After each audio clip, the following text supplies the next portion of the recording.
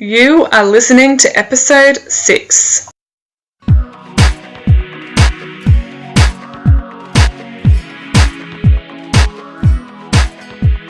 Welcome to The Red Velvet Woman. This is a podcast for women who want to build a beautiful life after toxic narcissistic relationships.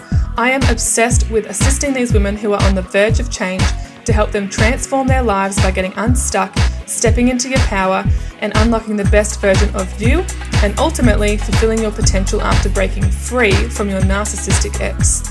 I'm going to help you empower yourself to heal, recover, and redesign your thoughts and energy so that you flourish into the beautiful and amazing person you always were underneath and are going to be again. But this version of you is going to be bigger and better. This is for those babes who are ready to leave their limits at the door and level up. Your life is about to change, so get ready. I have personally gone from confusion to clarity and from survive to thrive. And guess what? So can you. I am your host, Olivia Powell.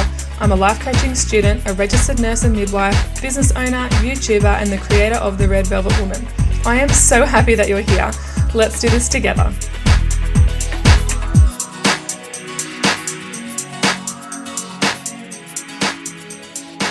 So firstly, thank you for even jumping on and doing this with me. I really appreciate it. It's really cool to have you on here. That's okay. Yeah, just to start off with, so tell me a bit about your story. How did you kind of come to know about narcissism, and just a bit more about your journey and that sort of thing? Like, how did it all come about? Yeah, sure. So I was basically in a narcissistic relationship for about 10 years. It was on and off. I met him when I was 18 at work, and I think at the time I was really blown away. Like, it was just started my first full-time job, and I was in the corporate world, and I was wearing all these fancy clothes, and all of a sudden this very affluent, good-looking man wanted to, pursue me, and I was kind of like, what? Like, this man wants to pursue me? Yeah. Like, I can't believe he wants to pursue me. I know, and at 18, it's easy to think that, isn't it? Because you're still kind of like super complimented when someone's really interested in you. So you're like, ooh, Absolutely. Yeah, it really was. And I think as well, like, given that he was the corporate man, the business owner, had all the shiny things going on as well, he was very good looking. I was like, wow, I just can't believe that this person would want to be with me. And I think in hindsight, looking back at it, that was the first mistake right there, because what I didn't realize back then was that I absolutely freaking deserve all of that. Yeah. Like, why wouldn't I deserve a good-looking man who is funny and fun and has all these shiny things going on? But back then, it was like I just can't believe you want me when you could have all of this. Anybody. Yeah, that sort of. Yeah. Interesting that he was a business owner and into that sort of thing, because my ex was like that too. Like, very much entrepreneurial business owner, liked the finer things in life and that sort of thing at the time when we first met, but as time went on, all the shiny stuff sort of went away. Yeah. And I find that it either goes one of two ways. I've noticed a lot of patterns in doing this kind of work, and it's either they're very affluent and you never ever feel good enough for them. So I know for me, I was out every single week buying new dresses, trying to always, fit into his world, or what I perceived that I had to be in that world. But then the other thing that I've noticed, and I haven't actually personally experienced this, but I've noticed it through a lot of clients that I've worked with, is that it either goes that way where you never feel good enough because you're doing all these things for them, or you're there to try and save them. So, they come in and they're like, oh, I had this awful ex and she's treated me so badly and I really need help and I don't have much money because she's taken everything and she's awful, and victim mindset. Real martyr. Exactly. Yeah. So I think there's two different types. There's either the ones that make you feel not quite good enough because you'll never meet their standard, or the ones that will have you running around after them and trying to save them. Totally. It's really interesting you say that it can go either way, because I've found, so obviously I've had my experience, but then when I've kind of like looked around and joined support groups and met people and all that sort of stuff, and they've shared their stories, it's really interesting because I find that what I thought was a narcissist, it's not always just the one solid way. Like, it's extremes of both end, I find. Have you found that as well? Yeah, absolutely. And what I've learned over time is that there's actually a spectrum. Have you heard of the narcissistic spectrum before? I have, yeah. But feel free to tell us about that because I haven't spoken to my listeners about that yet. Oh, okay, cool. So we either fall on the narcissistic or the codependent side of the spectrum, and there's 5 different levels on each side. So level 5 and level 4 is somebody who has narcissistic personality disorder. So that's literally, they can't come back from that.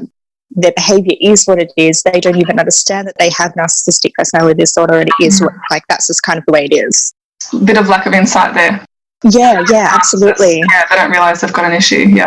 Yeah, and typically what you'll find there, so a level 5 will usually be like physical, emotional, financial, all the rest of it, all those kinds of abuse at a level 5.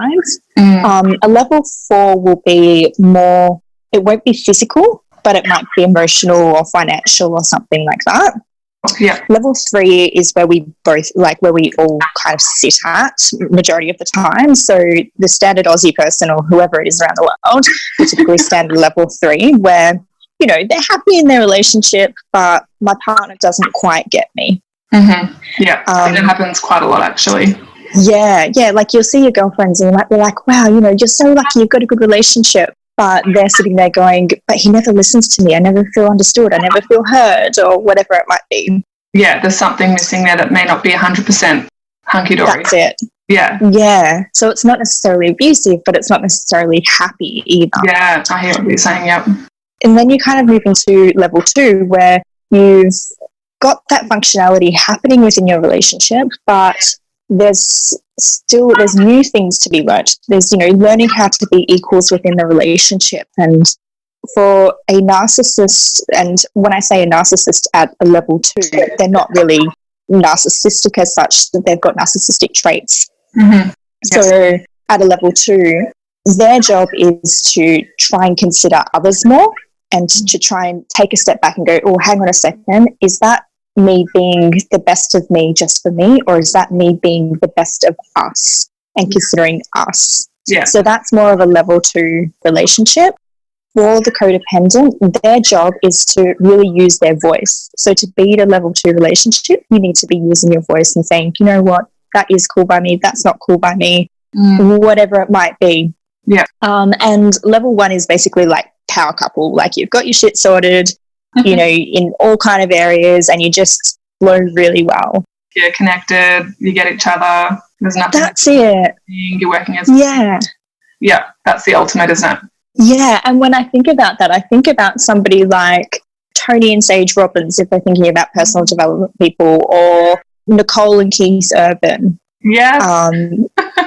Like, you know, they're both individually, like, they're rocking out, but as a couple, they can still come together. So they're not one of them is trying to hold the other back in any sort of way or anything like that. Like, they're really solid within themselves, and then they're like kind of two wholes coming together as one. Yes, I love that. I think that's so important. Do you know what I mean? To have a healthy relationship, because if you've got one, like, I don't particularly like the saying, he's my other half, or she's my other half. Oh, well, they complete. Yeah, I agree. I think there's something lacking there for you to feel like you need someone to complete who you are as a person. I think because I was 18 too, funnily enough, so we do have a lot of parallels in our stories. And I think at that point in time, I didn't have that mindset. I didn't really know what a healthy relationship was or wasn't. And I didn't really know what a power couple really looked like. You just see people in the media and you think, oh, they look like a good couple. Do you know what I mean? But until you actually start watching and paying attention and seeing how they interact with each other, and, you know, whether you can be yourself with your partner and then without your partner, that's a big telltale sign of whether it's healthy or not. So, yeah, so thanks for explaining that, because I actually knew about the spectrum but didn't know all the 5 steps. I knew a little bit of that, but nothing clear, but you explained that really well. No, you're welcome. Yeah. And I think you touched on something really well there in terms of not expecting another person to make you whole. Like, when you said that, it lit me up, because I was like, yes, I couldn't agree with you more about that. Yeah. And I was exactly the same. Like, I had no reference point in my personal life of any healthy relationships. You know, neither one of my parents had managed to do functional relationship really well. And that sort of criticism to them, that's purely because they didn't know any better either. So when I grew up, I was kind of like, well, I don't know, let's just give this a go. And thought that I was doing the good thing at the time, but it turned out that it was more of a soul lesson than anything else. The what, sorry? A soul lesson. So I'm a really big believer that Yeah, you get these people into your life, and if they are there for a long time and they put you through a hell of a lot, they're typically there as a soul lesson. And I truly believe, and I know that this is a long way off for probably a lot of the people listening to this right now, but I'm truly grateful and thankful for everything that he put me through in that 10 years. Because if he hadn't done that, I wouldn't have been able to go on this journey of personal development, of finding my voice, of learning what my boundaries were, and just being the best version of me. Like, I really am living my best life now. And I don't think that would have been possible without going through all the crap that I went through with him. Yeah, well, it's amazing that you've even got to that point, because it can take a long time to recover, and it's very normal to feel bitter and angry and frustrated and righteously angry, that sort of stuff. Because I know for me, I felt like that too for a while. And it wasn't until September that I actually went to Tony Robbins' event, and I actually forgave him, which I never thought I would do, because I was like, he doesn't deserve it. I don't want to forgive him. Part of me wanted to hang on to those negative feelings, to be like, he's got to pay for what he's done, otherwise I'm letting him off the hook. And I didn't really understand the whole concept of forgiveness, because I thought if someone's has done wrong by you so greatly, they don't deserve forgiveness. But in that whole saying about forgiveness is for you, I never really got, I never quite understood it. I didn't understand why that was the case, all this sort of stuff. But when you do get to a point where you can look back and go, without all those years of shit that I went through, you just wouldn't be where you are now. Like, you wouldn't have the mindset that you have now. You wouldn't have the self-love that you've got now. Once you said boundaries and standards, all that sort of stuff that is imperative if you want to find another relationship down the track as well. Otherwise, you're going to keep repeating the same patterns of falling for these types of people. Do you know what I mean? Because you're not going to recognize or look out for the things that can actually, I guess, I kind of think of it like a spider web. They're waiting for you. They're waiting for the fly to land in the spider web. Yeah. And that's you. Do you know what I mean? They've caught you and you're in it. So obviously you've done a lot of work on yourself, which is amazing, and that you can actually get to a point where you've looked back and gone, you know what, it's actually okay. Like, I've survived it, I'm better for it, and that sort of mindset, do you know what I mean, which is incredible. How long do you think it took you from when things were really shit to how you are now? Do you think it took a couple of years, or did you feel like how did you heal yourself, and how long do you think it took you? Yeah, to be honest with you, I think on some level there's still more to go. So I feel like I've healed a hell of a lot since that all happened. But I've realised through other circumstances that potentially there's even that little bit more that we just don't know about. And when I was leaving the relationship, and that was about 2.5, 3 years ago now, I think it was, I felt those feelings of bitterness that you were talking about. I felt those feelings of, I just want him to hurt as much as I'm hurting right now. Like, I really wanted him to feel the pain. I wanted to catch him out. I was awful. Like, honestly, when I think back to myself, I was this person, and this is so normal, by the way. Like, I speak to women all the time who do this exact same sort of thing. So I'm not ashamed to say it, because I know that we all have this shitty behavior that we go and do. And I would yell, and I would scream, and I would cry, and I'd do late night drive-bys, and I'd do all of these things that would be like, Donna, you're a complete nutbag. What are you doing?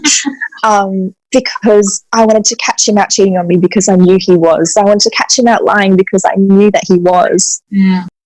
And I'd go through all of that behavior because I was so fed up of not really knowing where I stood and being stuffed around and not understanding that if you don't really want me, then why are you holding on to me? Leave me alone. Let me be happy. It's fine. I'm cool with that. Just let me go. Just let me know. And that's where I was. Yeah, let me know where I stand. Absolutely. And so I was in this space of like, I was just so incredibly frustrated and upset and hurt. And it got to a point where I don't really know what happened, but one day something just clicked over, and I was just like, I can't do this anymore. I've just had enough. And I think there was a series of events leading up to that, like some pretty tough things that I'd gone through, and I don't think I would have gone through if it hadn't been through for that relationship. So I actually fell pregnant to him. Oh, okay. Yep. And decided to not go ahead with that. And again, that's a really, really common thing in this work. Like, there are a lot of women who either fall pregnant, decide not to go ahead with it like I did because it's too hard. Like, they just don't have that support. They don't want to have him in their life for the rest of their life and all the rest of it. Or there's women who I find do have the courage and the strength to go through with that pregnancy and to keep that child, and then to deal with all the crap that they have to deal with the narcissist, for the years to come. So, that was one really big thing that kind of shocked me into this might not be a good relationship. And then I had some really serious health issues, which again is another really big thing when it comes to this kind of work. I noticed a lot of people come to me and they'll be like, oh, I've got headaches, or I've got PTSD, or, whatever it is, they've got lots of health stuff going on. And they'll be like, I don't have the energy. I'm so drained. I'm sick. I'm tired. It kind of feels like I have nowhere to go. And I get that, because I felt that exact same thing. But it got to a point where I was like, well, either I give him my control and I hand over my personal power by not doing anything with my life and allowing this to keep on happening, and to allow this to happen well and truly into my 30s, because at the time I was about 27 when I decided to leave. And I was like, I don't want that to happen. I want to have a family. I want to have kids. And is he going to take that away from me as well? And there was enough pain build up. And Tony Robbins, as you mentioned before, he always say that if there's enough pain build up and there's enough pain for you to want to move away from that situation, as opposed to knowing that on the other side of actually breaking up with this person, there's going to be more pleasure, and there is. But for me, I needed that big build-up of crap to keep on happening for me to kind of go, oh, hang on a second, I need to get out of this relationship. I can't do this anymore. And I tell you what, within 6 months, my whole entire life completely transformed. Like, I had more energy. I wasn't as sick anymore. I was happier with my friends and family. I had been researching narcissism, and I decided to combine my narcissism knowledge with my coaching skills. And so I built a business, and I built an international business really, really quickly. So it meant that I had all this additional income stream coming in. Then not long after that, within that 6 month period, so at the end of that 6 months kind of thing, I met my partner, and we've been together for 2 years now. That's awesome. Yeah, like my whole entire life transformed. And the thing is, I've seen it happen not just with me, but with friends that I know, with clients that I've worked with. They'll turn around and they'll be like, oh my God, Donna, I'm a totally different woman from when I first met you. Like, it's a totally different scenario now. And it's like we hold on, we think that we're holding on to something, but what we don't realize until we actually get out of this, and you can't actually really realize this until you're out of it, is that you're not really gaining anything by staying, but there's so much more to be said about what's on the other side, what's waiting for you if you're willing to, just really get the strength to get up and walk away, and to choose you, and to, take your personal power back and be the best of you. Totally. And I understand that too, because like for me, I don't think the fear of what was out there without him was the main reason it stopped me from leaving, but it was definitely a contributing factor, because you think, this has been my life for X amount of years, this is what I'm used to, this is what I know, and they lead you to believe that, your life isn't going to be as good without them. Do you know what I mean? So you kind of think, well, maybe they're right, and you buy into that negative belief that isn't true. Because everyone I've spoken to, their life has gotten way better, their health has gotten better, all that sort of stuff. You get closer to your friends and family again. That happened to me as well. It was really quite a nice surprise. But yeah, like I just love hearing you talk about your story, because I just find there's so many similar themes, amongst a lot of, I don't usually like to use the word victims, but like recovering ex-partners, that sort of thing, or targets or whatever. But yeah, like the fact that, so just a question, I had one for you already written down, but looking at the girl that you are now, the woman that you are now, compared to the woman that you were like 10 years ago, and you're in the relationship and you're finding that things aren't right, or maybe aren't normal or healthy, what's the difference in your mindset with who you were then to who you are now? There was a lot of denial, I think, in the beginning. So when I look back, because I met him when I was 18, there was a lot of, well, I'm only 18, so, if we break up and get back together again and whatever, that's fine, because that actually works out in my favour, because then I can go out and I can go to clubs and I can hook up with another guy, and then, when he wants me back, he'll come knocking, and then we can be back together again. And in my mind, I thought, whilst he was a little bit older than me, I thought he's still reasonably young as well, so he needs to get this out of his system, I need to get it out of mine. It's fine. So I justified it in my mind, and I find a lot of women do that. We try to justify what the circumstances in our mind. And I think back then it was easier to do because at the time I kind of didn't really have, time was on my side. Perception of time, that you've got heaps of it, and yeah, it doesn't really matter because, like you're in your you're in your late teens, early 20s, and you think, oh, I've got heaps of time. And then when you broke up at 27 and I was, 26, I think, you kind of think, oh, shit, I'm in my late 20s now. What happened to my plans of getting married and having kids? Do you know what I mean? And all this sort of stuff that you wanted. You think, oh, my God, okay, the clock is ticking, and then you kind of, I think another reason that you stay is out of fear because you think, how am I going to start all over again with someone else? Yeah, I get that. And I think actually that's something as well that kind of it springs to mind is that time is a funny thing. So I've noticed that women will come to me in two stages of their life, and it's either in their kind of late 20s, usually late 20s to kind of early to mid 30s, or it'll be when they're kind of like in their 50s. Yeah, after there's been like a lot of years, like a long marriage, like 20-year marriage or...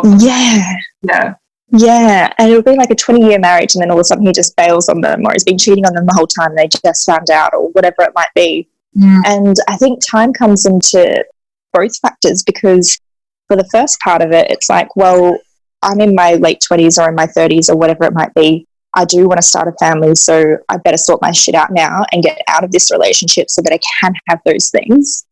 And for somebody who's more in their 50s, I've noticed it's more about they want to do the best thing for their kids. They don't want that last, 30 years or 40 years or whatever it is that they got left of their life to be with some person who's been playing with their, dickhead, let's be honest. I was like, can I swear? Because I'm going to be a swearer. So good. They don't want to spend, that last chunk of their life with somebody like that. And there's even been women who have come to me, and again, the pain part is here where they've had a narcissistic partner and their kids have said to them, if you want to see your grandchildren, you need to step away from that relationship. And that's been enough pain build up for that person to be like, well, I want to see my grandkids, so stuff that, I'm out. And they've really pushed through that. Yeah, good on them. Like I can't even imagine being in their shoes. It'd be so hard, but people do bounce back. Do you know what I mean? They thrive after that. So that's the good thing. Do you know what I mean? Even though they've had to learn the long way, unfortunately. And once again, this isn't stuff we get taught. No one teaches you to look out for narcissistic people. Usually it's through trial and error, you know what I mean? Unless someone's come across that and then they impart that information onto you and you're like, oh, really? Okay, I'll keep a lookout. It's not common knowledge. It's not like, this is how you buy a car. It's just something that people are discovering through relationships and communication and situations and stuff like that, So it's really important to get the word out. I agree. And I think as well that narcissism is still quite new. What I mean by that is that there's a lot of people who've said to me that they didn't know what narcissism was or that they'd even been in a narcissistic relationship until they started following my work. And then they're like, that's me. I'm in a narcissistic relationship. I didn't even know I was. So for a lot of people, they just have no idea until they've actually seen something or experienced it themselves, because it's like anything really. If it's not something that's important to us right now or something that we're focused on right now, then we're not going to see that thing. It's kind of like when you're buying a new car, for example, you might be like, oh, I really want a blue Subaru, for example. And before you never saw blue Subarus around, and now all of a sudden you see them everywhere. This is exactly the same thing. It's that whole whatever's in your focus is what you kind of hone in on. Totally. Yeah, totally. Like my awareness definitely heightened after I found out what he was, because when you were in your relationship, did you know he was a narcissist, or did you find out after the breakup and you started doing research? No. So interestingly enough, I had actually joined the Coaching Institute, which is where I studied through. And I'd been with them for, might have been like a year or two at that point in time. And I was doing some small business coaching. And I stopped for a year because I got really sick. Obviously, from other things, but also I think as a result of the relationship, I think a lot of it was mental.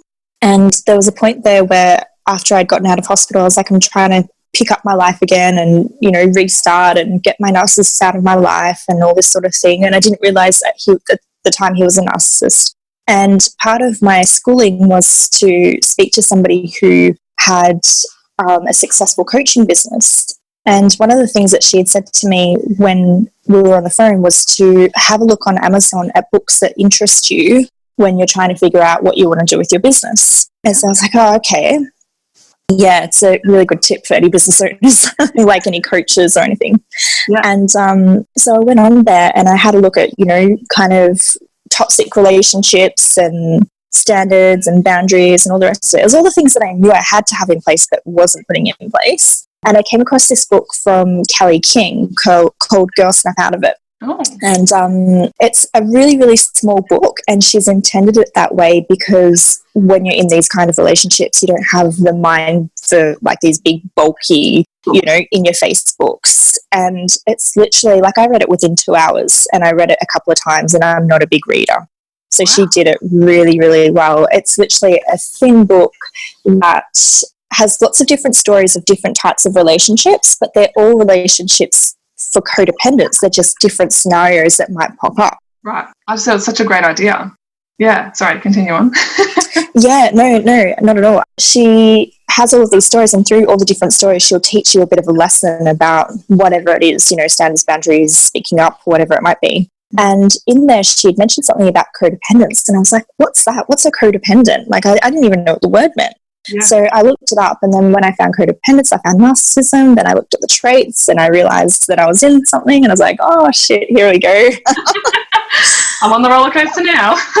Yeah. And so I started researching it because, well, what I didn't realize at the time when I did start researching it is research is actually part of the healing process. So a lot of us will go and research it because we want to feel like we're not alone. You know, we join Facebook communities and that sort of thing because we want to feel like we're not the only ones experiencing this kind of relationship.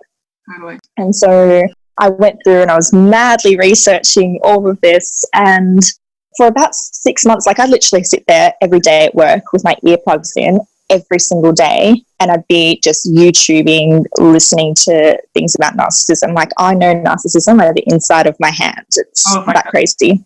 Yeah. Once I knew what the word meant and I knew what he was, I just was like obsessed. I had to keep listening and researching and finding out and all this, because I don't know about you, but I had like this hunger for wanting to find out what happened to me. Because I didn't understand it. I didn't know. I was like, I knew that my relationship wasn't normal. I didn't know how it wasn't normal. I just knew that what was going on, I knew that my friends and family wouldn't relate to. Do you know what I mean? And then when I found out, oh my goodness, this is the reason, yeah, it was just like, it just unraveled all this stuff, you know, that I just kept researching, and yeah, I'm still obsessed with it now. But at the time it was just like incessant, constant research, like reading blogs, YouTube articles. Yeah. In fact, the first thing I came across was actually on Facebook. It was this little YouTube video that someone had shared on there, and it was like a cartoon, like what is narcissism? I was like, I don't know, what is narcissism? Because I remember my mum using the word back when I was a kid, but never really knew what it meant. And I watched it and I was like, oh my God, this is him, you know, like a moment, bing, bing, bing, bing. I'm guessing you had some of those yourself as well. Yeah, I did. And I think it's the best thing when you actually start to realize it, because that was really the starting point of my healing. Yeah. Because once I actually knew what I was dealing with, I knew I wasn't alone. I knew I wasn't going crazy like he always made me feel like I was. I wasn't being too much like he always made me feel like I was. Mm-hmm. You know, when I realized all of that, I was like, oh, okay, so this is a thing. And when I knew what it was, then it was easier to get past. Like, it was a hell of a lot easier. It only took me, from that point, like I said, you know, about 6 months-ish.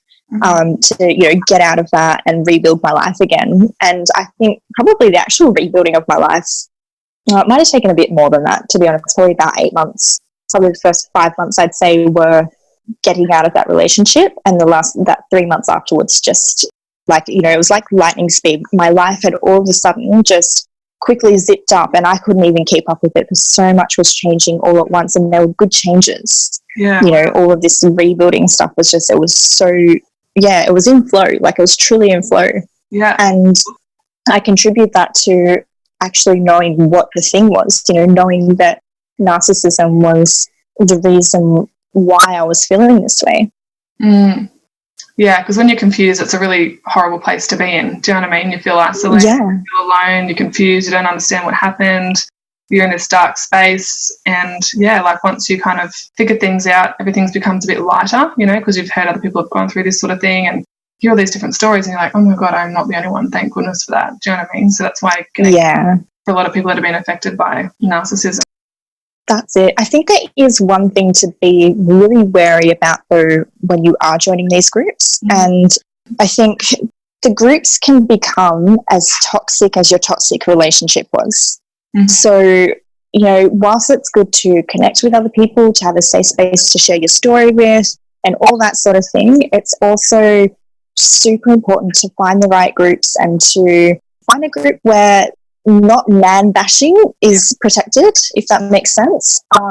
Because like I know in my group, I'm super against it because as much as they've hurt us and they've been assholes and all the rest of it, at the same time, that's not helping us to move forward. Like our whole thing has been, you know, being in these relationships is that we focused on them and, you know, trying to be whatever they wanted and trying to match up to their standards and be good enough for them, be wanted by them and all of those sorts of things. So we put all of that energy externally into this person rather than realizing that it's not actually about them at all. Like they've come in, they've shown us that we give our energy outwards rather than inwards. And we need to start focusing our energy inwards. And so when I say be careful of the kinds of groups that you go into, you want to be in groups that focus your energy inwards as opposed to outwards. And when I say outwards, it's, oh, he did this to me and he made me feel like this and he's ripped me off and he's got a new girlfriend now and he was with her well together and he doesn't pay child support and all the rest of it. I'm not taking away from how shit all of those things are. Like, don't get me wrong.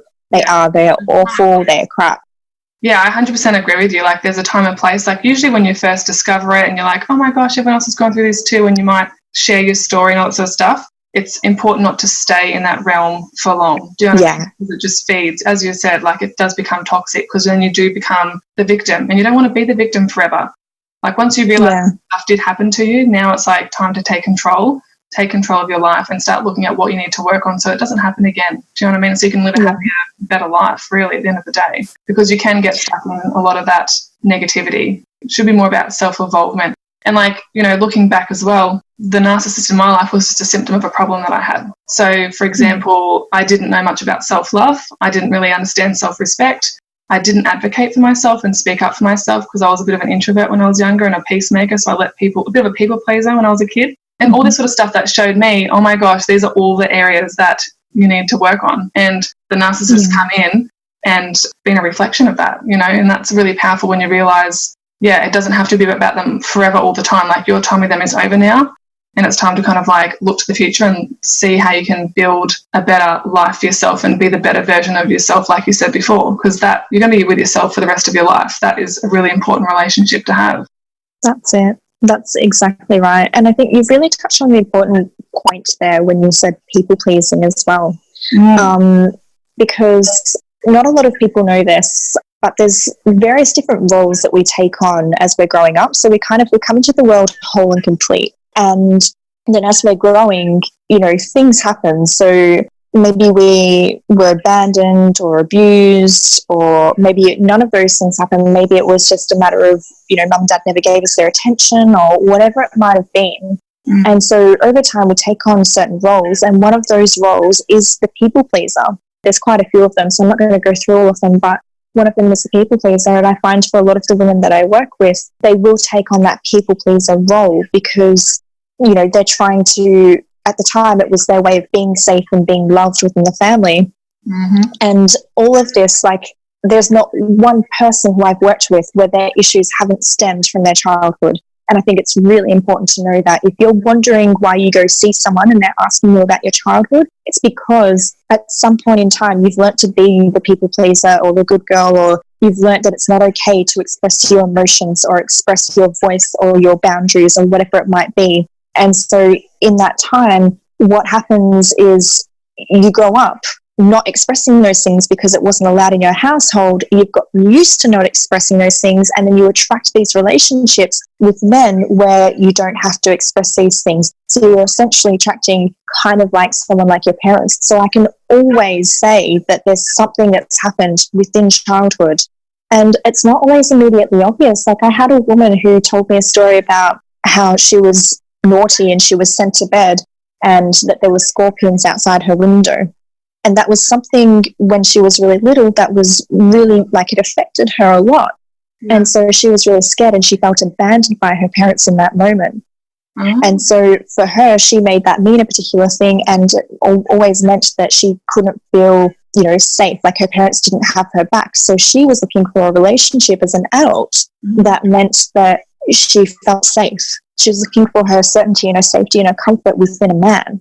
The dangerous game. There was another lady, there's another lady who I was speaking to who was adopted out. And so for her, again, she never really, as much as she had this beautiful family, she didn't have her biological parents, that connection there. And so on some level that affected her to the point where, she was looking for love in all these other men rather than looking for it within herself.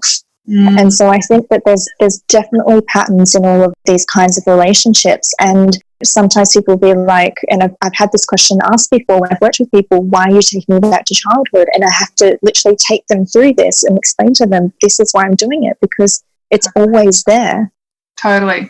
I'm still studying life coaching at the moment, but it was funny because when I first started, I thought, I think I'm okay. Like, I haven't got heaps of issues that need to be worked out or anything like that. I've been a good person growing up. I've never done anything to necessarily break the law and all this sort of stuff. I've always had my shit together, I always thought. And it's funny because when you kind of go through the self-healing personal journey that you do, and then also with life coaching, you're forced to delve a bit deeper and look at why you are the way you are now. And so I had a lot of epiphanies throughout the last year and a bit, because I've been like, oh, that's why I do that. Oh, that's what comes from my childhood. Because I thought I had a pretty good childhood, I thought, and I did. But there are times where you learn behaviours and thought patterns and all this sort of stuff from your environment, and that does stick with you as you grow older. One of the ones that I can think of just off the cuff is when I was in school and I had friends, whenever they would fight, I would be the mediator and try and calm it all down and make sure that they got along, even though it didn't necessarily resolve the issues, right? And when that didn't work, just backtracking, when that didn't work, when I tried to calm it down and it didn't work, I would just go really internal and I'd go quiet and I'd just try and remove myself from the situation. So in my relationship, when I tried to sort out a fight between us or a fight between him and his family, if that mediation didn't work, which most of the time it didn't, I just felt shut down. And so I'd put up and tolerate all this sort of stuff. But because I wanted to keep everyone happy, that's how I turned into the people pleaser. You know what I mean? And not realising that's how that trait came about. And it's not necessarily anyone's fault. These things happen. We make meaning out of things all the time. It's when you're adulting and you have this sort of awareness, you can choose the meaning that you place on those sort of events from now on. Do you know what I mean? You have a choice. You don't have to be a repercussion of your childhood forever, but it's so valuable understanding where it came from, how it developed, where it stems from. So you understand how you fell into that trap in the first place. Yeah, and you actually make a really good point there in terms of it's important to figure out where it started, but then to also be able to choose that this isn't something that I need to make a part of me anymore. I know that this is where it started, and I get to choose whether this means that I need to seek love externally or whether it means something else to me now. So I think you make a really good point there when you said that. Yeah, because I think when you've kind of gone through what we've gone through, I don't know if you would agree with this, but for me, I know it's true. You don't feel like you have a lot of choice in the relationship. You feel forced into conforming, and so you get used to being that person that just does what they want you to do, and you know what you've got to do to make them happy, and so you do it because you don't want the conflict and you want a happy relationship, but that doesn't always happen with them. But once we broke up and I worked on myself, I was like, you know what, I don't have to be that person in that box anymore. I get to choose what person I want to be, and that is probably the most empowering thought I think you can have, when you can actually come to the realization of the choice that's available to you. And half the time it's just not being aware that it's there, and then until you are, that's when I feel like the doors really open up. Would you agree with that? Yeah, Actually, my experience is a little bit different to yours. Okay. And again, I think this is what I've noticed as well. There's like kind of two different ways it goes. Either you're a little bit more, withdrawn from the situation and you're just going, yes, sir, no, sir, 3 bags full, sir, kind of thing. For me, the thing I couldn't understand was that I had no issue telling him exactly what I was thinking. Like, if I was pissed off with him, he knew about it. Yeah. So I had no issue with that. And that's why I was like, it made no sense. I was like, but I'm not a pushover because I do tell him and all the rest of it. But what I wasn't doing is I'd express myself and I'd over-express myself. So you can either have under-expression or over-expression, or you can just express. Mm-hmm. I would go from under-expression, not saying what was sitting underneath all of that and boiling up, and then I'd explode like a volcano and I'd over-express. Yeah. He'd know exactly what was happening, and then he'd manage to wiggle himself out of it. And so what I realized is that it wasn't a matter of me not saying what I needed or, trying to set my boundary, because I did. It was more a matter of me not sticking to my own boundaries. And for me, that killed almost all of my self-trust, because I'd be like, you know what, I'm not doing this again. I've had enough, all this sort of thing. And then I'd go back and I'd end up doing the same bloody thing. And then 6 months later, I'd look back and be like, how am I still here? What am I doing? Yeah, totally. And so I get so frustrated. But what I realized is that I was continuously breaking promises to myself. I was continuously saying, I'm going to do this, and then going back and doing something else and, falling back into the spider web. Oh, patterns. Yeah. Yeah. So for me, this is where our story varies a bit, because for me, I don't think I really, I had boundaries and standards at the start, but they got eroded over time, and then I forgot what they were, and then I didn't really advocate for myself. So that was, my wrongdoing. With your situation, having had those boundaries, or at least expressing them, what stopped you from following through with them? Was it because he was so eloquently able to persuade himself out of the situation and not take accountability and responsibility, or was it more for you, it took a lot of energy to reinforce those boundaries and standards and you just didn't have that anymore? Like, what was the reason that you struggled to say the boundaries and then, maintain that standard? Yeah, so I think that is where our stories differ a bit, because I was the opposite. I think I was quieter in the beginning, and as time went on, I found my voice a little bit more. I probably overfound it at times. And I think that I think it was a little bit of him being so charismatic and being able to slime his way through.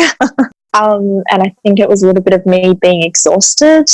And I think one of the really big things was just that I really wanted this man. Like, I wanted it so desperately to work that he'd make me feel like I was being too much, or that what I was asking was too much.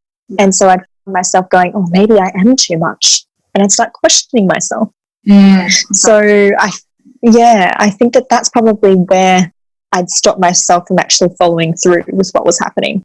And looking back now from a different mindset, do you feel like you were asking too much? Oh, definitely not. Yeah, exactly. Definitely not. Like, one of the biggest things that I actually did when I was in that 6-month period of like completely transforming my life is I wrote down all the things that were absolutely non-negotiables for me. And I highly recommend this to anybody who is trying to get out of their narcissistic relationship. And they weren't big things. And like, as in, when I say they weren't big things, there were things that were like you expect from a relationship. And there were things like, I want to have our family and friends come together, because I was a big secret in his life for a very long time, and he didn't really make an effort to be part of mine. I didn't want him to be hiding his phone and stuff anymore. What's the need to hide your phone? I wanted to have that promise of eventually having kids and getting married and moving in together and all of that sort of stuff. So there was like things on this list, and I didn't think they were big asks. They were what you'd have in a functional, healthy relationship. Yeah. And I took them to him, and I said to him, I need you to meet my 5 non-negotiables. And I love it. This is the thing though. This was my pattern playing out again. So I gave him my 5 non-negotiables, and he said to me, oh, I need to think about it. You're asking a lot of me here. I need to think about it. Oh. And so, past Donna went, oh, okay, fair enough. It is marriage and kids and all that sort of thing. And, it's only been like at that point in time, 9 years on and off. But don't worry about it. Have a bit more time to think about it, because that hasn't been enough time already, yeah? Yeah. Another justification. Yeah, justifications again. Yeah. And because I didn't want to be too much. And so I give him the list, and like every week I was following him up. So have you had a chance to look at the list yet? And he started making a joke out of it. And I kind of laughed too, because on some level I think I knew that I was being ridiculous. And he'd make a joke and be like, "Miss, can I have an extension?" You know, like a school kid trying to get an extension. And even I started laughing at it, because at some level I was like, oh my God, Donna, you're being pathetic. Like, you know the answer. Too much to do it that way. Yeah. Yeah, and by joking about it, it just reinforces that self-doubt about it. Do you know what I mean? Exactly. And so after a while, and I think it was about 2 or 3 months of me following up on the list and getting progressively more angry about it. Like I said before, it was the volcano, you know, exploding. And then I exploded. And I was like, you know what? 3 months ago when I gave you this list, what I should have done is, when you said to me, I'm not sure, I should have at that point in time gone, well, if you're not sure, then like now, after the 9 years or whatever it had been at that point, in 9.5 years or whatever it had been at that point in time, then you're never going to be sure. Yeah. So I should have realised that at the time. It took me another 3 months of him being a dick for me to realise, hang on a second, no, that's not the case. And so at that point I was like, no, I've given you so much time to think about this thing. If you don't know by now, you're never going to know. I can't keep doing this. These are my non-negotiables. They are things that I just cannot live without. Like, if I think about my life when I'm 18, sitting on that rocking chair, and I look back and these things haven't been met, I will be miserable and I will regret it. Totally. And if you can't meet those things, I am out. And that was a real, like, kind of turning point for me. So I think it is a really good thing to try and, like, if you're struggling to get away from that relationship, having these non-negotiables is really good, like those things that you absolutely can't live without. Yeah, it's like a guideline, like a protocol. Like, this is you know what I mean? Like, this has to happen, you know, like it's a good reference point, like you said before you didn't really have a reference point, and then you realised, this is it. This is my reference point, and if you can't meet these, then what am I wasting my time for, you know? Exactly. But it's also like, when you see that they're not willing to meet you on it, there's nothing more clearer than that they're never going to be that person for you. And that for me was like a big kind of slap in the face in a good way. Yeah. Oh, totally. Definitely in a good way.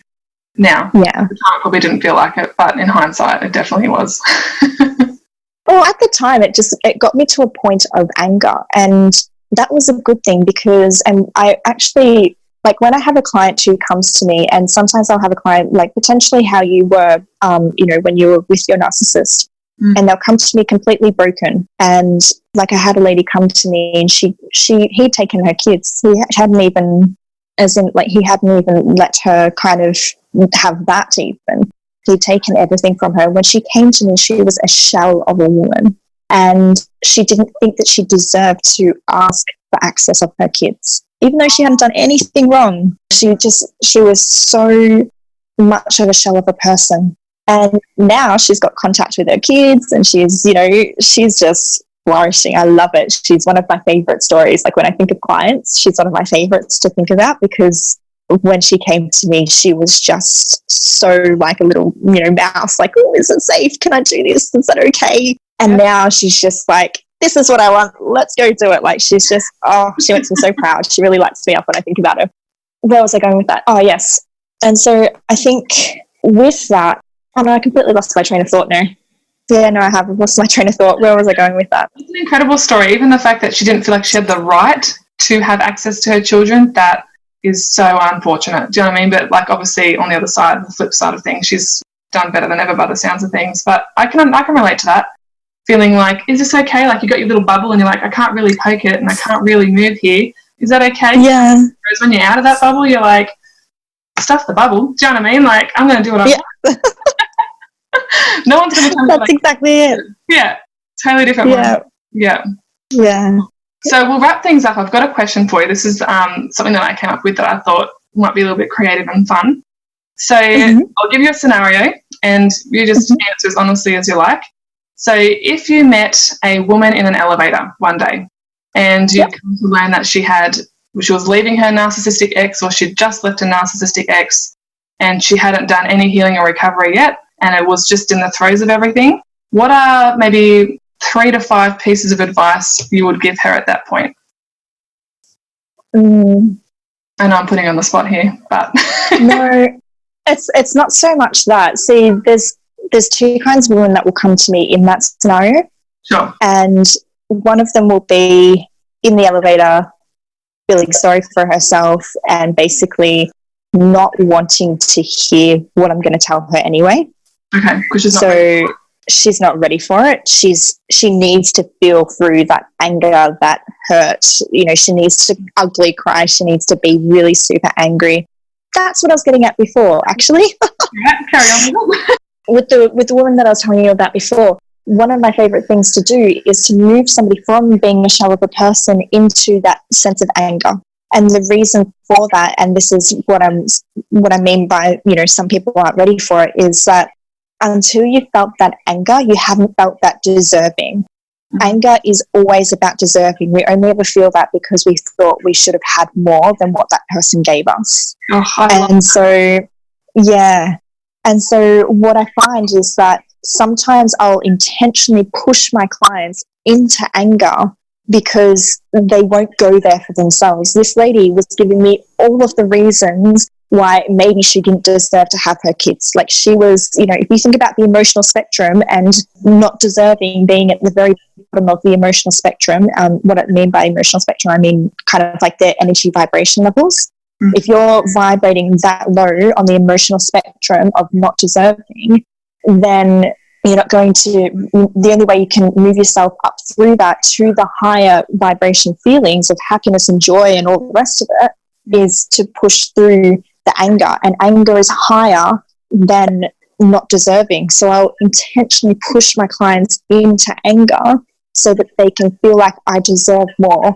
And then from that point, what typically happens is we go from being codependent to swinging over in our pendulum to independent.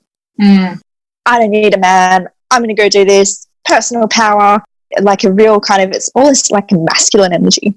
Yeah, it is. Which is good. Yeah, it's a good thing because at that point in time when you're rebuilding, it's exactly the kind of energy that you need. It's not the energy that you want to stay in, though, because if you are eventually wanting to have a relationship down the track and all the rest of it, masculine energy and I can do this, I don't need anyone, I don't know if I can trust anyone kind of energy isn't going to help you. Not going to be helpful. So it's kind of like a phase that you need to go into. And then once you've gone into that independence and you've built your life again, swinging back into dependence, where you'd like to have somebody in your life, you'd like to have a man in your life or whatever it might be, but you don't need them in your life. It's not like when you're in codependence and you needed them in your life. It's like, yeah, I'd like you to be there and I'd like to open my heart up to love again, but we'll see what happens. Yeah. Instead of them completing me, they're just complimenting me. Like, there's a big difference. That's it. Yeah, and it's kind of, it goes back to that kind of relationship that I was talking about before, you know, when you look at the Keith Urbans and the Tonys and the Sages and all the rest of it of the world, where they're each individually quite whole and complete within themselves, and they're two wholes and completes coming together as opposed to enmeshing together. And it's totally different feeling about it. Like, just adding on to that as well is like, when you kind of get to that place, you know that when you have a relationship again, if anything went south, you have like this inner knowing that you like will know that you'll be okay. Do you know what I mean? Because you've done it's not like you're going to fall back into that pattern or that dark place where you're like, oh my God, what's happening? Am I going to survive this? You know, will I be all right? That you like, you know that you will be. It'll suck, it'll hurt and all that sort of stuff. But yeah, like, you know that you'll come out the other side and you'll still be okay. You'll find a way to be okay. You know, and that's priceless, having that sort of mindset and that inner knowing. Yeah, I couldn't agree more. I actually say exactly, like, nearly word for word, funnily enough, what you just said all the time. Like, I love my partner to death, but at the end of the day, if things were to not work out, if we were to grow apart for whatever reason, I know I'd be okay because I've been through so much worse before. Like, and I managed to get myself out of that. And if I could do that, then I can do anything. It's fine. And I think Like, that's the element of self-trust that we get to build over time. Like, you know, we lose our self-trust by staying in these relationships and saying that we're going to leave and then not leaving. But actually leaving the relationship is the first pillar. And if you're thinking of it like a, you know, like a wall, a brick wall where you're, you know, kind of building your house or something, you know, that's the first brick of your foundations that you're laying down, is to leave that relationship. And then, you know, the next brick is to stick to it. And the next brick is to go and do something that, you know, is for you, and so forth. So I think that they're definitely the different pillars of learning that. Something actually that just came to mind, and I know that you want to wrap things up soon, but I think it's really, really important. Can I share it? Yeah, totally. Take your time. So what I found when I left my narcissistic relationship was I thought that I was done with narcissism. I was like, yeah, I'm done. I'm out. I know what to look for. Don't have to deal with it anymore. Yeah. And then it was almost like when I was in that relationship, all I could focus on was that at the time. Once that relationship had gone and it cleared, and you know, my life seemed kind of like clear to kind of walk forward again, I realized that there were other people in my life who were narcissistic. So I realized that I had a few friends who were very, you know, when we caught up, they were very self-indulgent. It was always about them. It was, we'd talk and we'd spend all of our time talking about what was happening for them. Meanwhile, I just left this bloody narcissistic relationship. I've been in and out of hospital. I've fallen pregnant in that time. All of those sorts of things. But we're talking about them. Yeah. And I was like, what? Like, I need you to be my friend right now. Yeah. So, you know, I noticed it there. And I also noticed it within my family dynamic. And there was two family members in particular that spring to mind who I still am learning how to deal with on a narcissistic level. And I think that that can be really challenging. What I've found is that, and this is what I mean before by I thought that I'd completely healed it. And I think that I have, you know, it's like 90% healed. I think there's still 10% that I'm learning even. And this has been like quite a few years worth of journey now. So it is a big journey for anybody who's embarking on it. I want you to know that you're going to keep on learning, and that's okay. You'll probably find the same thing that I have, because I've noticed it, and now I've noticed it within people that I've worked with as well. Levels of healing, isn't there? There's like the immediate, yeah, and so forth. And like, even for me, I feel like I'm maybe about 80%. I feel like there's still more there. Don't know when that will be complete. It might not ever be complete. It might be a lifelong journey. But I think it is important for people to know that it's not like an overnight thing. Like, oh, I'm out of it. Yeah. It's kind of like, no, there's still a lot of shit you got to work through. Exactly. Yeah. And when it comes to family, it's almost a bit harder as well, because it's not like your narcissistic relationship where you can be like, I don't want to be with you anymore. I'm out. Like, they're your families. So it's a little bit more challenging. And it's actually been a gift, really, how I see it, at least, is because I've now had to reteach my family how to treat me. And there have been times where that has felt freaking awful. Yeah. But it's also been a really good blessing and a really good gift, because by me teaching them how to treat me, it's only reinforced more of who I am as a person and more of me having a voice and all of those sorts of things. So I'm a big believer that that was only ever for the best. It was only ever really a good thing. And now it's allowed me to be able to see it within clients as well, and to be able to help them through it, because it was like in the beginning, I knew that a lot of our beliefs and stuff came from our family when we were younger. But what I didn't understand is that just like my relationship, I was still carrying out that same narcissistic, codependent relationship with them. So it felt really important to bring that up, because it is something that I find a lot. It's like, oh, I'm out of the relationship. Oh, shit, I've got family members like this now. I've got friends like this now. Well, that's right. Like, exactly, because, you know, it'd be pretty rare that you've had like a toxic relationship and only be compartmentalized to that part of your life. Usually, like for me, example, if I had like low self-esteem and I didn't know much about self-love and self-respect and maintaining boundaries, that's kind of been across the board in my life at that point. It wasn't just in that one little section of my life. It was like, I was like that in the workplace. I was like that at home. I was like that with family. Like, it's your personality at the time. Do you know what I mean? Like, you don't do any better because it's been your conditioning and programming growing up. And so sense that it's not just the one person that you've come across with narcissism. It's kind of been, you've been surrounded by it by more than one person. Do you know what I mean? And like, once you kind of figure that out, that can be a big thing to figure out, really, at the end of the day, to be like, oh my gosh. And then you kind of go through this panic and you're like, are they everywhere? Am I surrounded by them? Am I attracting them? You know? And you actually touched on a good point there, because we are. So whenever you're on that codependent spectrum on that side, you're always going to attract somebody who's on the other side. And like even moving forward in your relationships, you only ever attract the level of dysfunction that you're at though. So when I was taking you through those 5 levels before, if you're at a level 4, you're going to attract a level 4. If you're at a level 3 will never put up with the emotional manipulation and physical abuse and all the rest of it that the level 4s and 5s would. That's just, you know, that's what makes them a level 3. They would have never put up with that crap because they're at that level. So you only ever attract that level of dysfunction that you're at. Like the really good thing, and if you don't mind me sharing like a quick personal story when it comes to family, because I think this is really helpful. I only ever share stories if I think they're helpful, and I think this one is really helpful.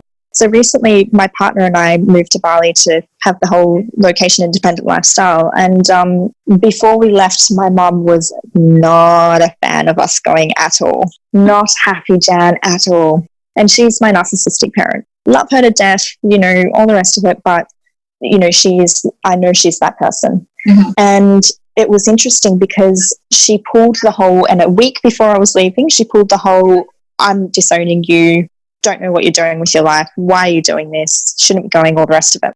Mm. And so I literally, and it was heartbreaking, but I literally had to be like, okay, that's your choice. I'm going to be doing this anyway. You either get 2 choices. You either get to jump on board with it or you miss out. I don't tell you these things. Yep. So I'll leave that with you. That's up to you. I'd really, because we'd planned to see each other 2 days before I left, I said, I'd really like to have a Christmas dinner with you before we go and say goodbye properly. Mm. But if you want to hold on to this, that's totally up to you. Mm. And it is. Yeah. That day that we were meant to go out for dinner, she contacted me in the morning and she's like, her partner, she goes, oh, my partner wants to see you, so I guess we'll go out for dinner then. And it made me laugh because it's such the narcissistic way. It's like, I won't ever admit that it was me that wants to see you. Yeah. And kind of blame shifting too, like, it's not me that wants to see you, it's my partner. So it's kind of their fault that I'm coming tonight, but I'll come anyway. And I was like, sure, Mum. Yeah. Exactly right. And it was an absolute laugh. Like my partner and I just lost it laughing. We thought it was hilarious. And I think the reason why I'm sharing this with you is because even though at the time it was hard, like I'm not kidding you guys, it was really tough to be like, okay, fine, I may not see you before I go. Yeah. And in my mind that was hard because I was like, well, what if something happens to me whilst I'm overseas or happens to you whilst I'm overseas? You know, you never know. Life, day by day, you can never account for what might happen. Mm. And so in my mind, broke my heart to think that would be the way we would leave things. I didn't want to leave things on a bad note. No. At the same time, I need to value myself enough and trust myself enough that I would be okay even if I didn't see her before I left. You don't want that little thing to taint the entire experience. Do you know what I mean? Like, that's a choice that you had as well, and you chose a really good choice. Do you know what I mean? Where you're like, yeah, it would suck, but I'm still going to do it, and I'm still going to do it the way that I want to do it, and that sort of thing. Yeah, and that's exactly my point. Like, it's not always going to feel really good to set these boundaries, either with an intimate relationship with a narcissist or whether it be a family member or a friend. Sometimes it's going to feel freaking awful. But if you can stick to that, then either they're going to do one of 2 things. They're either going to drop off out of your life, which is fine. If they can't handle you being empowered and standing within your truth and your personal power, then that's their problem. 100%. Or they're going to go, well, shit, if I don't do this, then I lose this person out of my life, and I don't want that either. So as much as they may not necessarily admit it, much like my mum, they will step up because they do love you, they do value you, and they do want you in their life. But it's so important that you do exactly what you need to do and what is right for you in that moment. And I felt this really strong urge to share that with you because I know that whatever scenario you're in, it's really important for you to just face those risky problems of standing up for yourself and standing within your power. And knowing that you'll be okay even if they don't like it. Exactly right. Well, that's it. Like, and the thing is, what all comes down to choice at the end of the day. It's that illusion of having no choice and then actually realising, hey, I actually do have a choice. You know, like my brother just announced that he was moving to Germany in about a month or two's time, out of the blue, out of nowhere, for his dream job. And at first I was really upset because I didn't want to see him go, and we're really close and it's just me and him as siblings and this sort of thing. And after I got past the shock stage, I was kind of like, you know what? I'm not going to be in this whole, like, I don't want him to go and I'm upset, this sort of thing. I was like, he's going, he's doing what he wants to do. I'm happy for him. He's going to be a happier person over there. And I want to be happy for him. I don't want to be just sad for me. Do you know what I mean? So I had to consciously make that choice. And it may not be a big deal for some people, because some people have got family that live overseas and go travelling all the time. But my family hasn't really done that before. We're a very small, tight-knit family. So having someone upping and leaving was like, it rocked the boat a bit.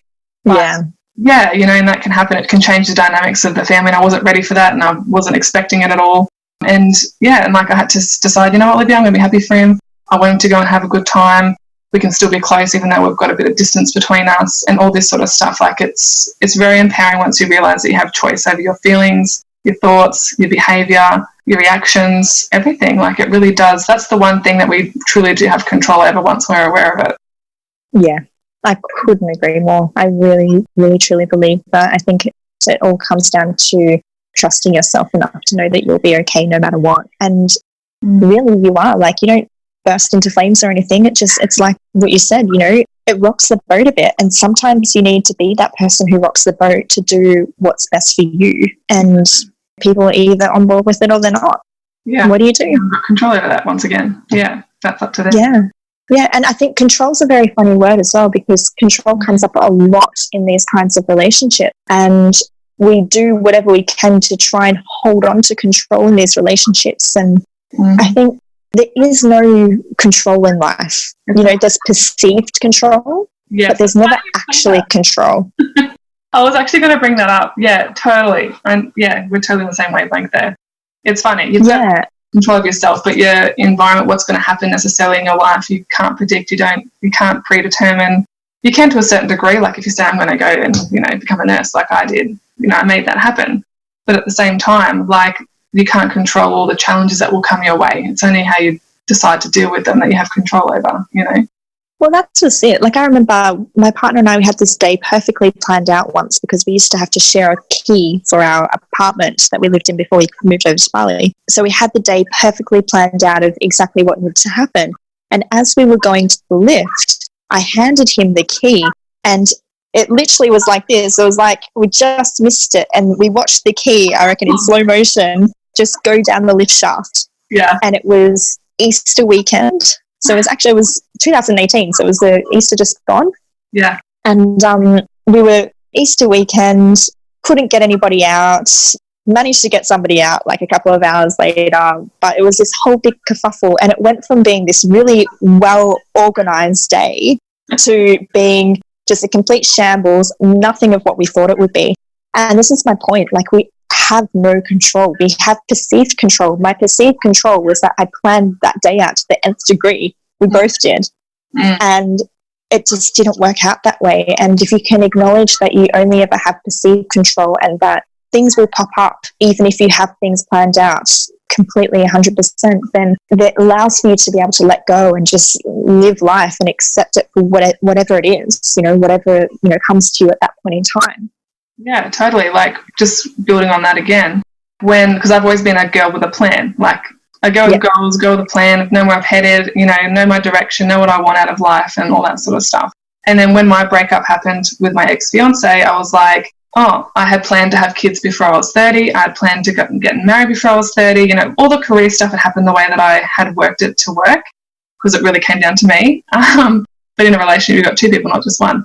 Anyway, so when that ended, for the first time in my entire life, I had no plan, and I was completely lost.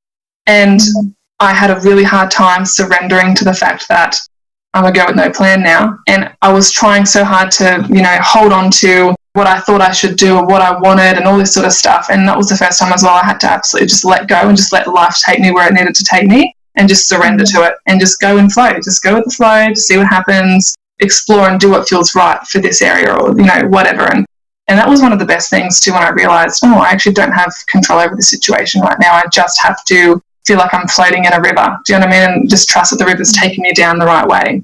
And I found that very helpful when I finally let go of control. But anyway, it is.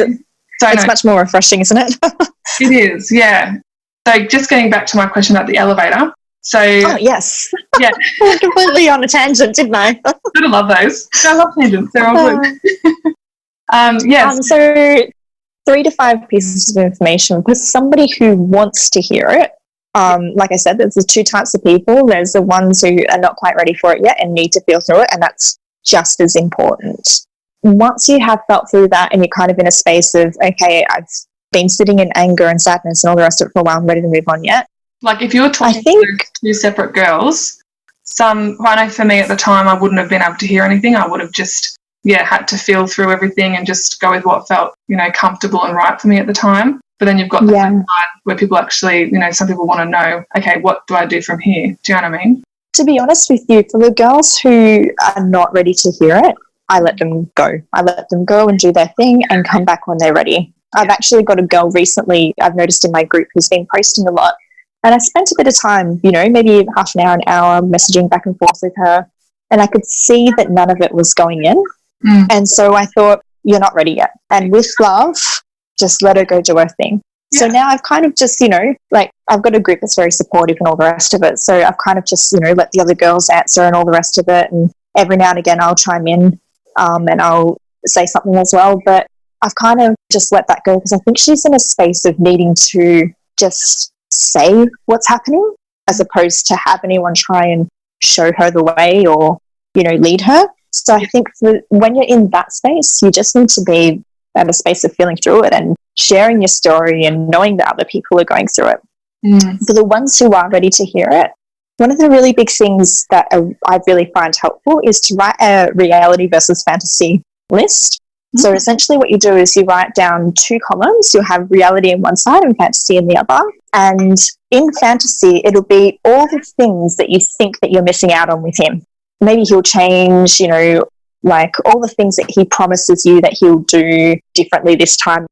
Then the reality column is all the evidence that you have from your past to show that that's not true.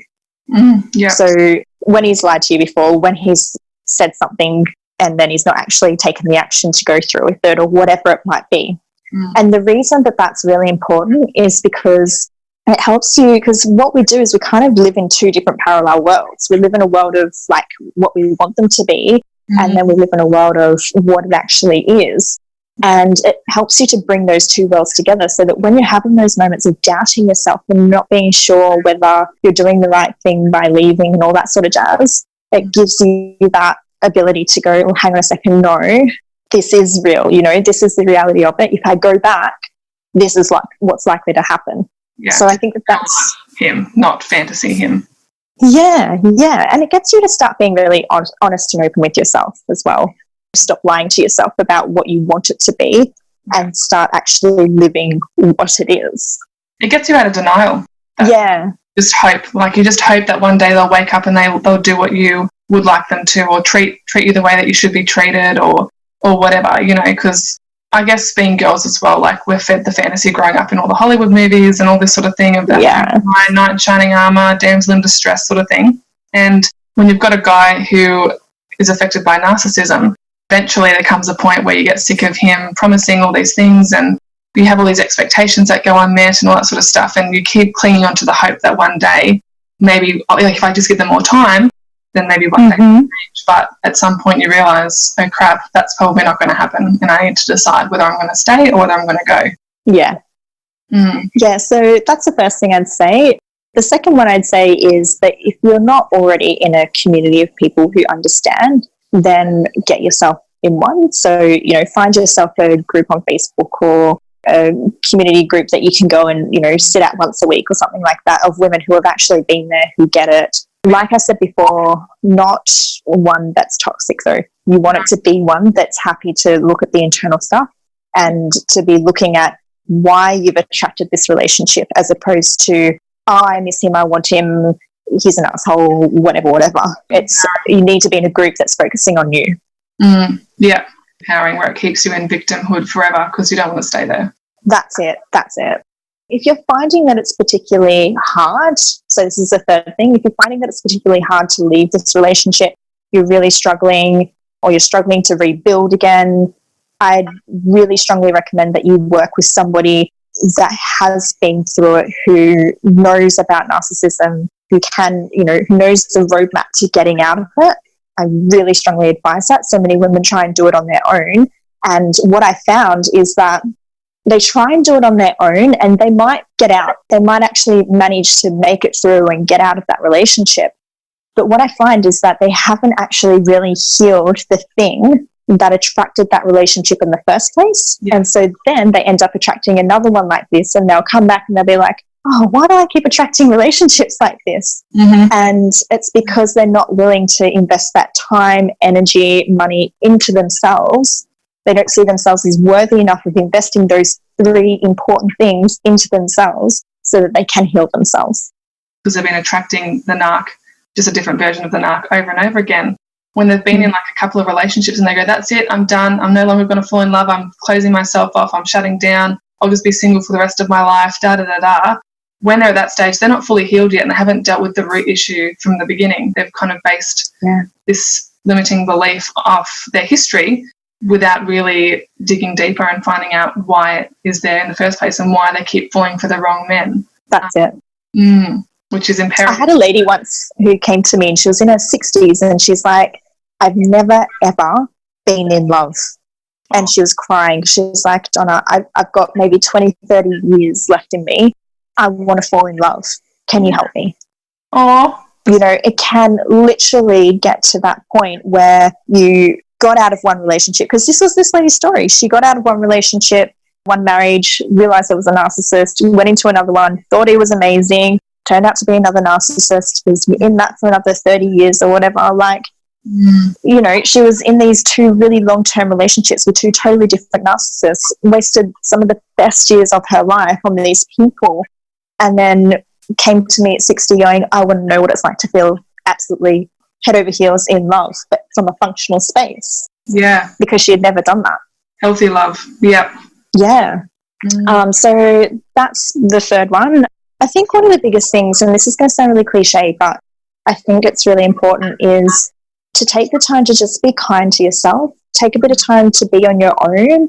And when you do start dating again, just go in with an open mind. You've been there before. You've come out of all of this. The worst that could happen is that you meet another guy who's like this, and at the end of the day you're going to pick it up a hell of a lot quicker than you did the first time, because you know what to look out for now. You know that you can get out of it at any point in time, because if you get out of the last relationship, you can certainly get out of the next one. And ultimately, the only reason why you wouldn't be able to experience real, true, strong, deep love is because you haven't got that element of self-trust, because we only ever get to experience love at the level of trust that we have for ourselves. So if we trust ourselves to handle that love going away, and whether it be that they're not a good relationship, or whether it be that they're only meant to be there for a small amount of time, whether it be that they pass, whatever it is, if you can just trust that you'll be okay, you get to experience so much more. Totally. And if you're at a stage where you've done all this learning, but you're still worried that you're going to fall in love with another narcissist or attract more narcissists, then your healing hasn't ended yet at all. Yeah. I was at that stage too, where I was like, well, I know what a narcissist is, I know what to look out for, but, I was just kind of worried that I didn't think I'd ever go back to my ex-partner, because he'd done enough damage that I just wouldn't go there, but I was just worried that I would attract more narcs and that I wouldn't have the strength to leave after the honeymoon stage. Do you know what I mean? But that just means, you're learning and your healing hasn't finished. You're still in the midst of it. You're still transitioning in that period there. So that's just for a peace of mind thing. It's about developing self-trust for sure, and that'll come the more you engage in self-care and education and just following your intuition and trusting that and all that sort of thing. Yeah, I agree 100%. And I think as well, probably the next part would be, put your boundaries in place. Don't put them up too high. I see this all the time. Yeah. It'll be like, I've got really strong boundaries now, and no man's going to cross that, and that sort of thing. So they put these really strong boundaries in place, not allowing for the fact that, and what I've learned through my own relationship that's, actually been a functional one since, like being in narcissistic relationships is that sometimes men are just on a different planet to us. Yeah. You know, they sometimes really just don't think. I have a man who is very self-aware, very emotionally available, all of those things. He realizes that something is not right, then he's right there to fix it. Like, he's always wanting to be the best version of himself, not only for himself, but for me and for us as well. So I'm very lucky in that way. I'm only sharing this with you because he's still human. He's still a male. He's still a different planet from us. They do things that are sometimes just silly and don't make sense, or whatever it might be. And that doesn't mean that he's a narcissist because you're having one off day where he's not doing things the way that you thought it would be. It's just that you're two totally different people. Have you read Men Are From Mars, Women Are From Venus? Oh, yeah, actually that springs to mind when I'm saying this, yeah. And I know it's probably stereotyping on genders, but like, for the most part, I can see what the author's getting at. And if you haven't read the book, I highly recommend going to get it or listen to the audio version. Because, yeah, once you've come out of a relationship, you've done some healing, but then you kind of think, I'm going to make my boundaries so high, my standards so high that I'm only going to attract the best of the best. You're kind of filtering out other good guys that could be quite suitable. But if you kind of put your walls up too high, no one can get over them. Do you know what I mean? And then you'll end up and isolated once again, you know. So it's about finding that middle ground, that healthy middle ground of not having them too low, not having them too high, but just the Goldilocks, just right section. Yeah. And I think the way that you can really tell that is that, like, I know with my partner, I can fully express whatever's happening for me in that moment. So if I have a need that needs to be met, so when we first got to Bali, didn't know where anything was feeling completely ungrounded, lost, couldn't just get in the car and go, didn't know where the locals were. I was feeling a little bit off, and my need from him at the time was I needed to rely on him a little bit more to go with me and figure out these places together. So that now, you know, a week later, I can go and do all these things on my own. But at the time, I needed that bit of support. So it's being able to express your needs. It's being able to express when something's not okay by you, when they have overstepped a boundary. And you'll know when you're not dating a narcissist because, yes, maybe initially he might get a little bit like, oh, because it's a bit of a kick in the guts when somebody says, hang on a second, you overstepped my boundary. Yeah. So you might get a little bit of a, oh. But then once you get past that initial, like, what was that kind of thing, that shock, a really functional relationship, he'll come back to you later and say, look, babe, I'm sorry that I overstepped your boundaries. I didn't mean that. That wasn't my intention. How can we go about this differently next time? They'll be wanting to understand and to be that best man for you. And likewise, you need to be that best woman for them. Yes. Like, it's not just like about us. And this is the thing as well. I think, yeah, when we get out of these narcissistic relationships, we think that they have to be everything for us. They need to step up for us and all this sort of jazz. So I think we tend to think that men need to step up for us, particularly after getting out of these narcissistic relationships. And I think we have just as equal part in that. So for us, it's, you know, not expecting them to read our minds. It's not expecting them to know what is going on in here. You know, when you have those moments, and all women do it, so don't tell me that you don't because it's bullshit. But, you know, those moments where you're like, no, I don't want to tell you what's wrong. And, you know, they'll be like, oh, what's wrong with you, babe? And you're like, nothing, I'm fine. And internally, you're like, please ask me again. Please hug me. You know, we've all done that. Don't give me the crap that you haven't. Yeah. And I think our job is to, rather than playing games, because that is what it is, rather than playing games and expecting them to know, actually saying to them, hey, this is what's wrong. Yes. Like stepping up. We have to step up for them just as much as they have to step up for us. It's not all on them. And I think that's super important to know. Yeah, because it's a very unfair double standard to have, for sure. And I know for me, I did that sort of childish move myself back in the day when I was like, this is the thing about, you know, being under-expressive. I'd get the shits, I'd be passive about it. He'd know that I'd have the shits, would ask me what was wrong, and I would be like, it's fine, don't worry, it's all good. And I'd basically lie when in the end I wanted to tell him, but I didn't feel like it would be well received, or that, I don't know, I just didn't have maybe the confidence to share that with him and feel like I was well supported with that. And, you know, eventually he stopped asking if I was okay. And that was the exact thing that didn't want to happen. You know, so you've got to ask yourself, is this behaviour reasonable? Is it in both of your best interest, or is this just going to be more damaging?